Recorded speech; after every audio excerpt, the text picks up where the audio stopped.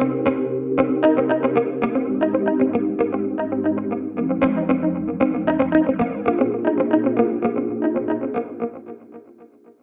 afternoon, everyone. It's a pleasure to be with you, at least virtually, at the CIDOC conference. Thank you for coming to this session and to this talk. My name is George Bruseker, and I'll be presenting on behalf of my co-authors, Robert Sanderson and Emmanuelle Delmas-Glass, both from Yale University. And the topic of our presentation, as you can see, is consistent, clear, concise, machine-actionable metadata documentation. But that's a bit of a mouthful, so what do we concretely want to talk about that's of application to documentation specialist? Well, in a conference like ours that's talking about digital transformation, we're talking about memory institutions thinking about creating new digital practice. And when you come to start thinking about documentation, then you start looking towards principles like the FAIR principles, which you may have heard about in other presentations in this conference or elsewhere. But these high-minded efforts to do something new and larger with data. So to make data fair, accessible, interoperable, and reusable, for example. There's different calls of this sort, but all of them sort of move towards a set of principles that recognize that there's a problem beyond the technical in trying to move forward with documentation data and making it accessible and usable in new ways. There are epistemic questions of how it's to be used and what it in fact says. There's even ethical questions of how to share data and what data to share, etc. So that's the space in which we want to have this conversation, or that this talk wants to talk within, and towards which we want to move. But it's all very nice to try to make machine-actionable metadata that will achieve FAIR principles, but it's not so easy when you try to actually do it. So even focusing in on two of those principles, interoperability and reusability, how you actually achieve that is a big question. And if you think about them, those terms refer to virtues, and virtues aren't really properties of data, but they're properties of human beings that ascribe to a certain aim. And so this sort of goes back to the very first presentation of our conference by Mika about the human element in this whole story. So if you want to have interoperable and reusable data, then you need to, and that towards having some sort of information society, some sort of knowledge culture that takes documentation and goes further with it and allows us to have analytic data about our past that we can reuse and think about in greater ways. Then you need to build a culture that allows you to sustainably build that sort of data. And that culture is, first of all, a human practice that then generates consistently data. So we need to look at how we cultivate at the human level the human networks that lead to interoperable and reusable data. This is what's happened in the past in the Enlightenment, and if we once again feel that there's a large information flow that we want to control and move towards the greater benefit of society, then we need to take a look at how to build these human practices that will generate data that meets these criteria of being fair, for example. And there's a danger along the way of trying to do this because all of us are in the sort of swell of a digital transformation, whether we want to be in one or not.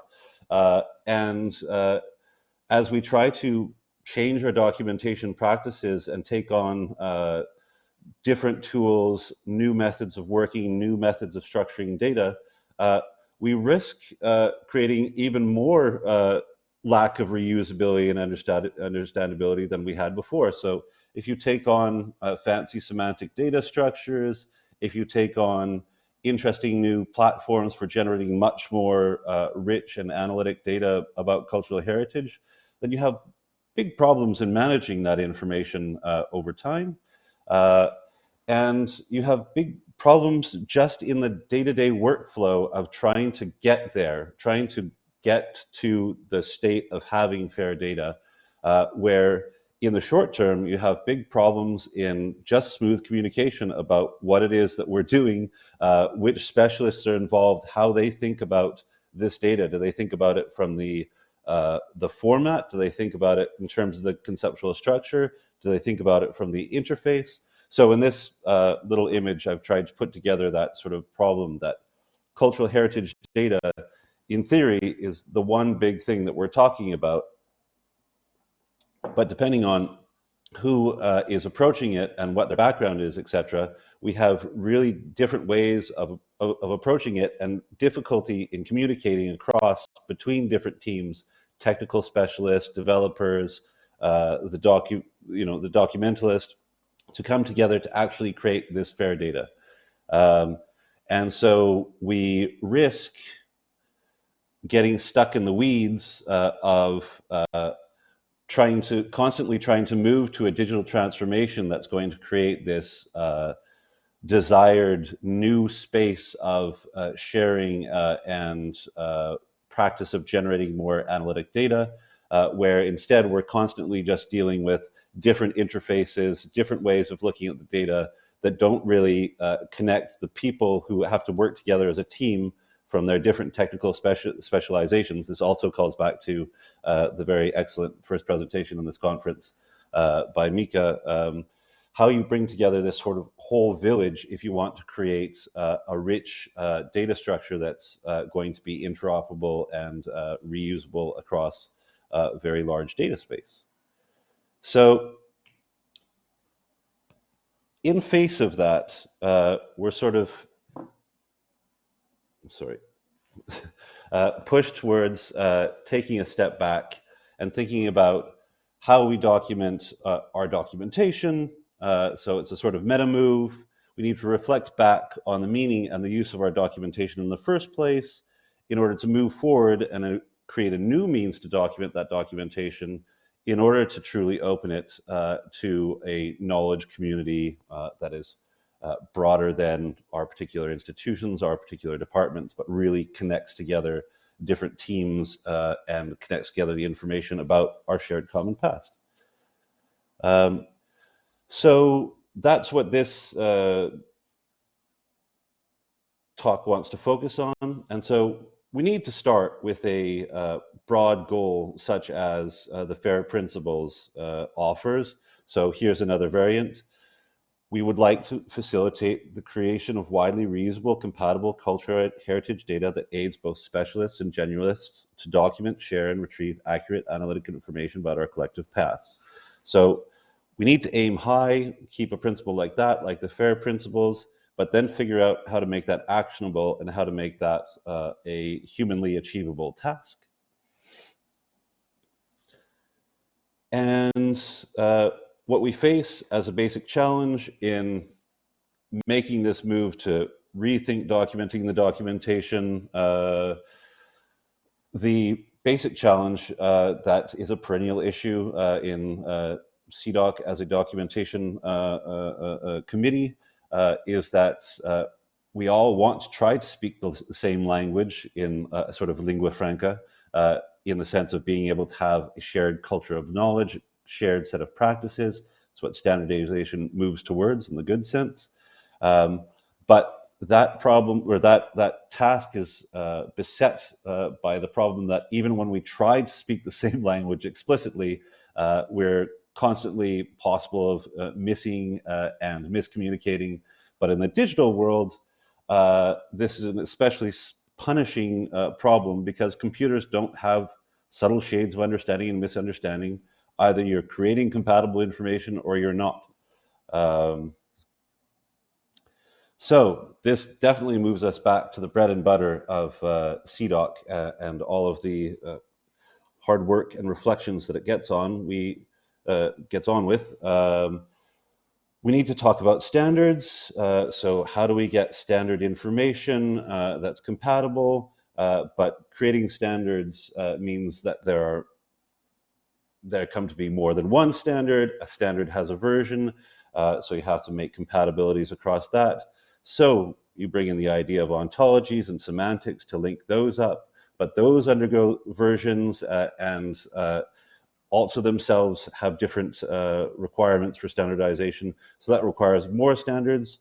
So we basically get stuck in a bit of a trap where, on the one hand, we might want to say you should have a standard form of documentation, but then that imposes rigidity on what we can say and document.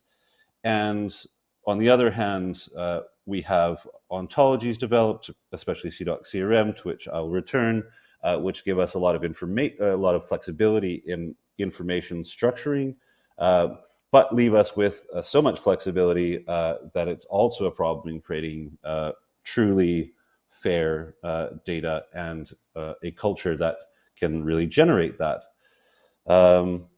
So we get into a potential phase where we think the promise of fair data and a digital transformation that really succeeds in allowing us to move to a different space in terms of a culture of knowledge is difficult, nigh impossible. So we want to talk about in this presentation is a new way through, which may seem familiar in some ways, and we've named it in multiple ways. So machine-actionable metadata documentation. I like to call it semantic reference data models. They're also often referenced as application profiles or semantic application profiles, but all of it points to the same idea that we need to found a new approach to documenting the documentation which can make it a true lingua franca among different audiences. And it's that approach I want to talk about, and an example of how it's trying to bring that about through the Linked Art project. So what I'm talking about is a method and a practice. So I'm selling you a little box of things. So what should you find in this box? Well, the first thing is a specification. So a specification in and of itself is a standard which requires you to understand standardese, etc. So part of our idea here is that the specification should be self-specifying, so it's self-documenting, and it allows people to come into it and to become users of it.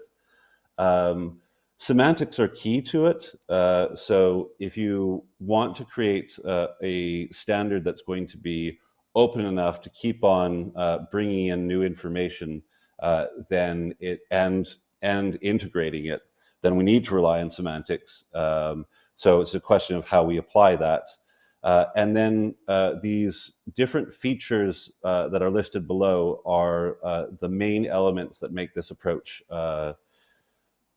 somehow different. So we want to have, as a core aspect of the work, implementation recipes for humans. So how do you actually do this? API documentation. So if you've created data following this certain standard specification, how can a machine generate it and retrieve it?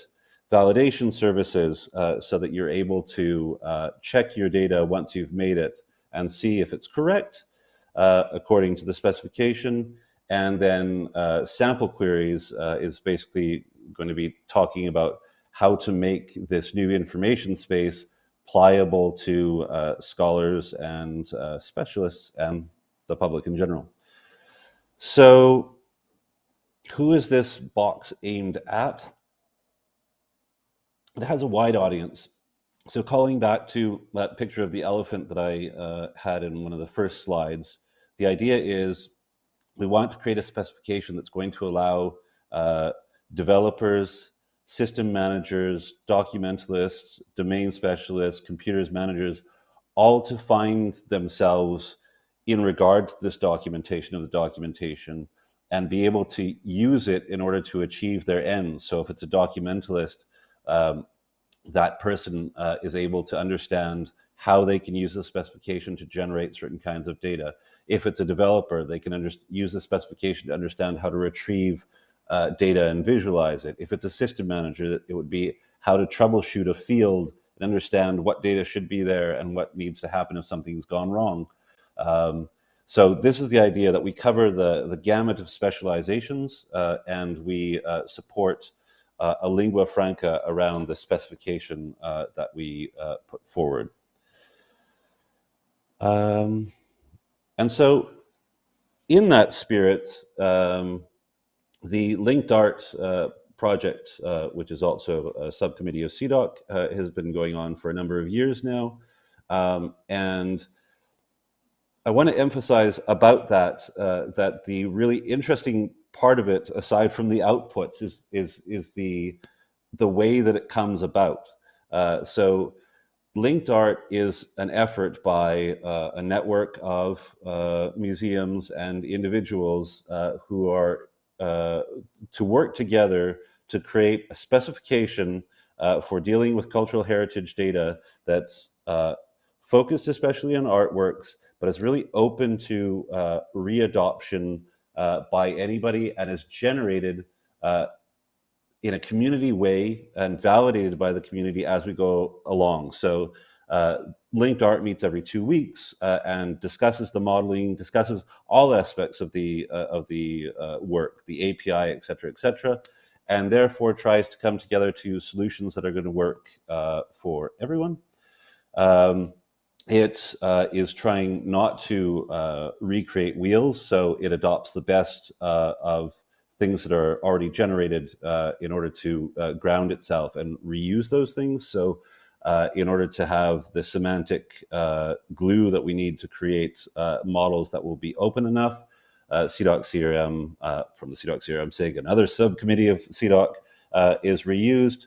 The Getty AAT is relied upon for main vocabulary points. The standard is put out in JSON LD because that is presently one of the more popular formats for developers to work with. So it encourages people to come in to that space and use the knowledge that they have against this new data form. And there's really a practical aspect to this modeling effort, which is that it favors usability over completeness, and it aims to cover 90% of the cases with 10% of the effort, and then to fill in the rest of the problem with progressive advancement. So I need not dwell on this very much, but just to point out that linked art is based on CIDOC CRM. So if you're familiar with that standard through your engagement with CIDOC CRM SIG or with Lido or with various other projects that use this, then it's a conceptual way into this. The event-centered modeling is key to creating integration and is adopted by linked art as well. And the main differentiation of the effort is to create these different specifications of the specification which allow you to really use it.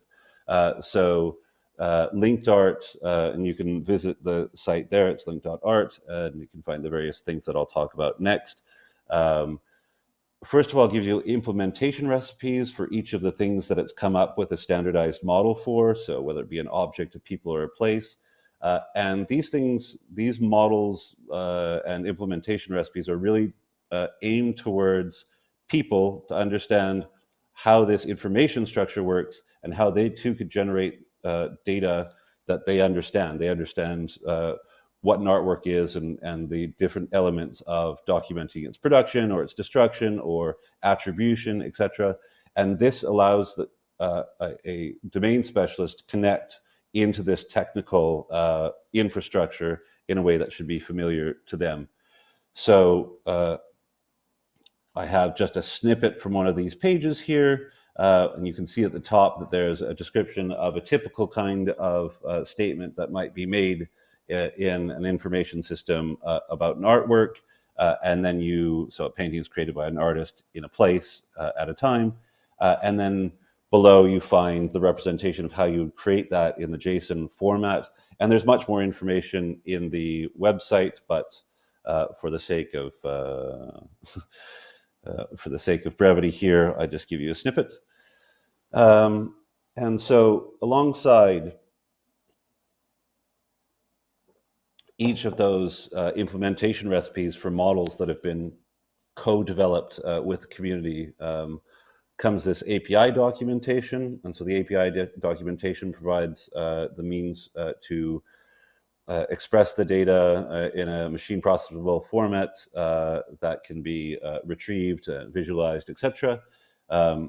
So for each of the models that are declared, an API specification is made. And here I have a snippet of what that looks like.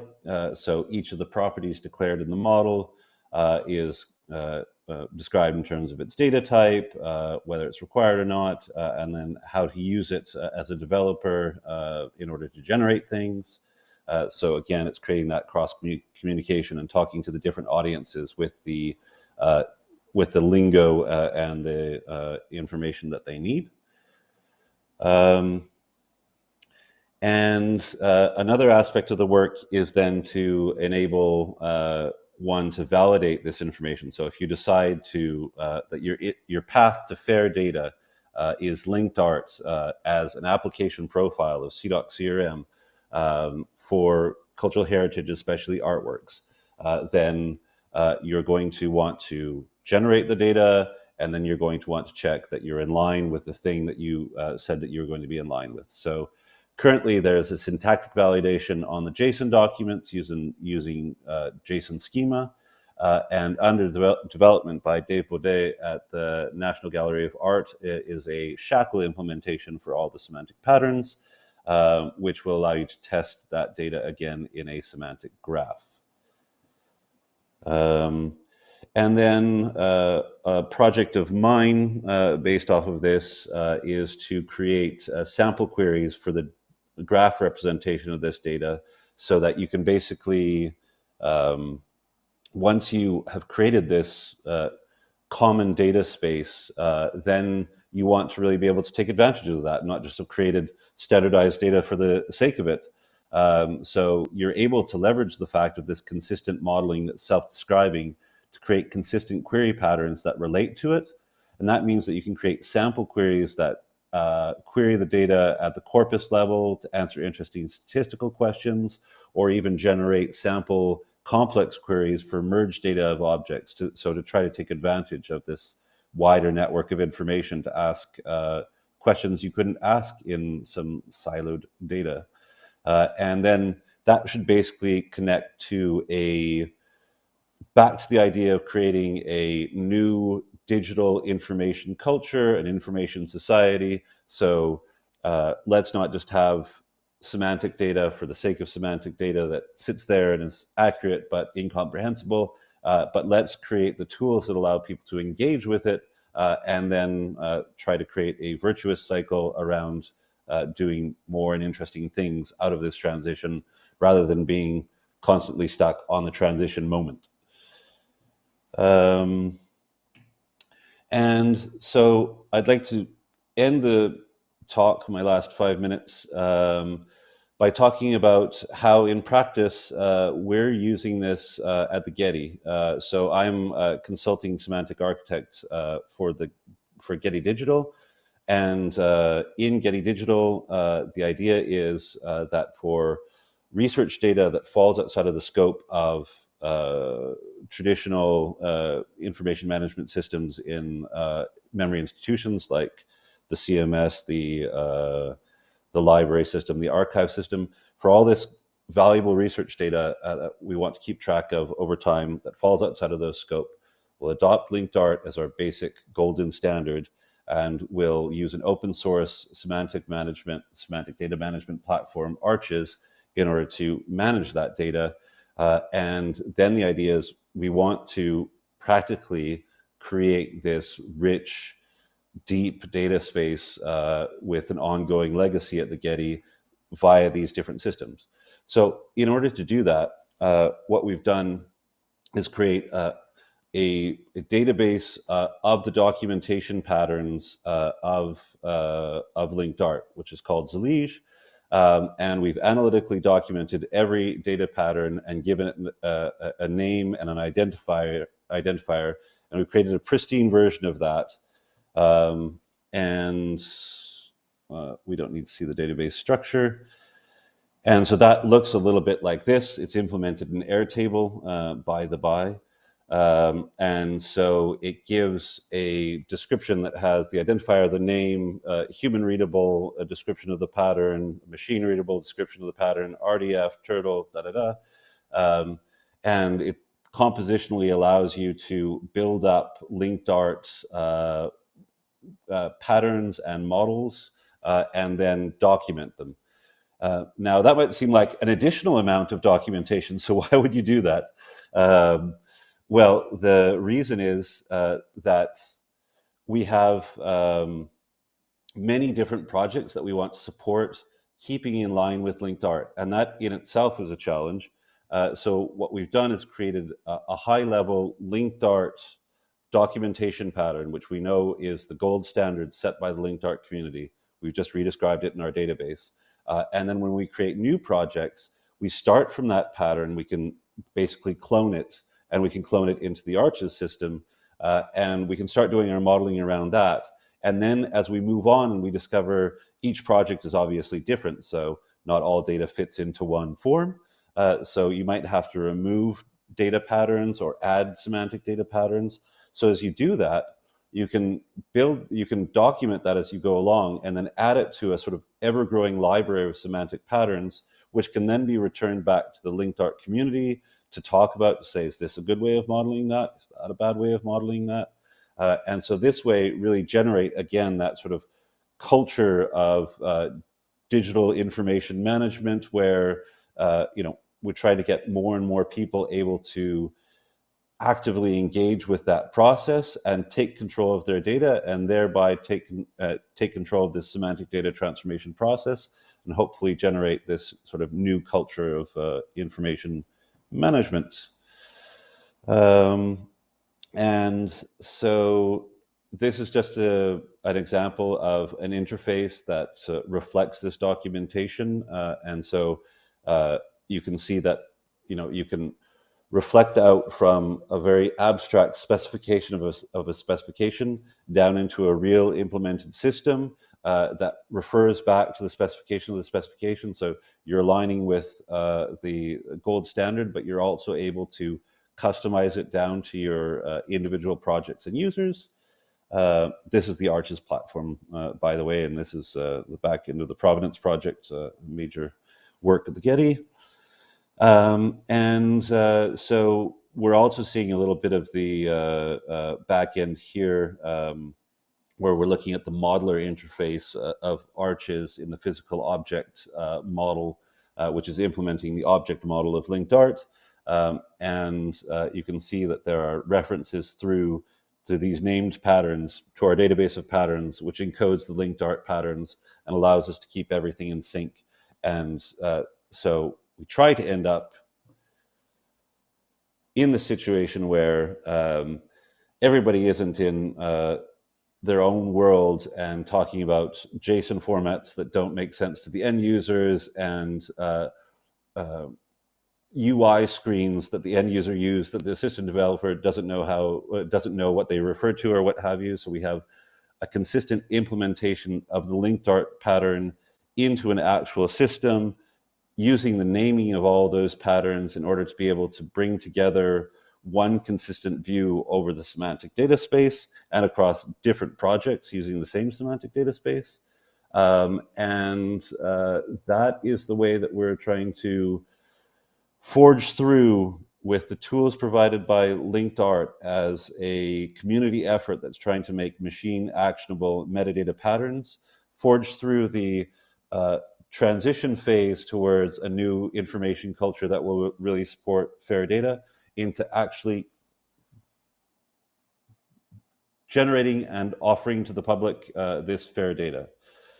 So in conclusion, because it is time for me to conclude, I hope that I telegraphed some of the work that's happening in the linked art community and some of the thinking behind it that's going on. And if you're interested in that, like I said, there's a meeting every 2 weeks where everyone is welcome to join. And so if you're interested in conceptual modeling or just adopting the standard, et cetera, please get in contact with Rob, Emmanuelle, or myself. And now I open the floor to critical questions. Thank you very much.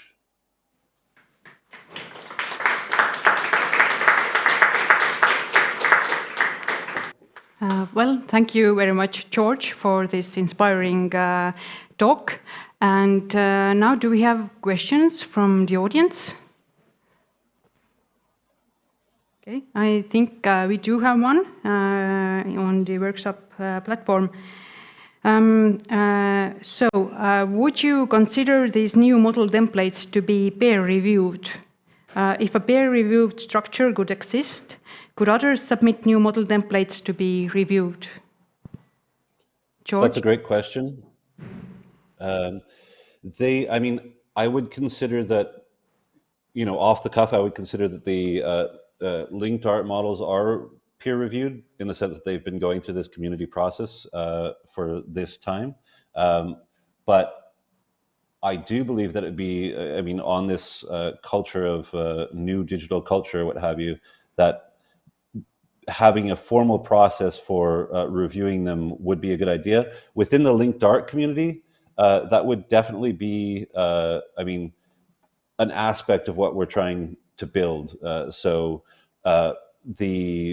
What's modeled so far isn't the world. It's a subset of the world that was of relevance at the time. So the exact idea would be, as this thing moves forward, that the community expands, and then the people who have the knowledge are brought on board and expand and offer new models. And I believe at the last meeting, which I wasn't able to attend due to a conflict, that in fact a conversation was opened up around natural history models. So I believe that's on the cards. Okay, okay, thank you. Do we have any other questions? Just wave me if you have, I can bring the mic. Okay, if you don't have any questions right now, you can still post them via workshop, and then maybe if we have some new ones there, then George can look at them later. But for now, thank you again, George. Thank you so much. Okay. Oh. We do have a question. Give you the mic. Hi, George. Thank you very much for this. It's always really nice to see how the team is advancing this from all over the world in such it would seem such small steps every meeting and every month, but you know, jointly gets to be a lot of work and a lot of great advancements. So my question has to do a little bit more with what we've discussed in other parts of the conference, which has to do with alternative sources of knowledge to contextualize the collection. So for instance, things like communities bringing extra knowledge and all of this. Do you see space in the future for having you know, less museum staff and more of the community members contributing to this process? Is there, are there plans on opening this process up beyond you guys, the experts? Thank you. Is it okay to respond? Yes. Thank you, Trisha. Yeah, I think basically that this work needs to be published and then maybe some workshops about how to do it should be arranged, because this doesn't have to be, I mean, currently the network of linked art is, you know, the willing of museums that want to build that, to build these particular structures, but there's no reason why it has to be one megalithic organization that is getting all this done. So it would be perfectly reasonable for, you know, a community that was interested in asking different questions or recording different things to build up models that may reuse aspects of linked art or not, but which would allow them to document and query the things that they're interested in, using potentially the classes and properties that they have which are not compatible with linked art, and that would be fine. And what you would look for there would be some sort of correspondence. I mean, you would get from the base, if they said, well, we're happy with CIDOC CRM for banal things, we believe tables are tables and chairs are chairs, then they could use pieces of CIDOC CRM to talk about and linked art to talk about what they want to talk about. But at the same time, they could go outside of what linked art is doing, and it would be of great benefit to the overall community to have a different representation. And then it would be, the museums participating in linked art who would go to them as the experts on their site to see the specification, to open the box of knowledge that they've been creating and to understand how to read it and how to apply it. Okay. Do we have another question or questions? Last chance. Okay. Then thank you, George, again.